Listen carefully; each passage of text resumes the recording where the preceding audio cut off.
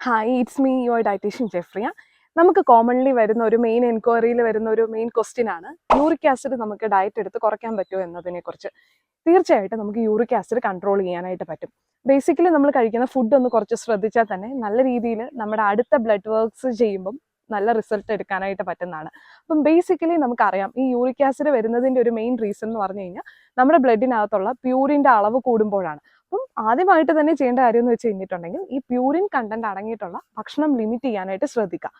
Basically നമുക്കറിയാം poultry, red meats, പിന്നെ അത് കൂടാതെ കുറച്ച് റെഡ് ഫിഷസ്, ഇതിനകത്തൊക്കെയാണ് കൂടുതലായിട്ടും ഈ പ്യൂരിൻ കണ്ടന്റ് അടങ്ങിയിട്ടുള്ളത്. അപ്പോൾ ഇത് ലിമിറ്റ് ചെയ്യാനായിട്ട് നമുക്ക് സിമ്പിളായിട്ട് പറ്റുന്ന ഒരു കാര്യമാണ്. ഇനി അടുത്തതാണ് നമ്മുടെ ഫുഡിനകത്തൂടെ വരുന്ന ഷുഗേഴ്സിനെ ലിമിറ്റ് ചെയ്യാനായിട്ട് ശ്രദ്ധിക്കുക.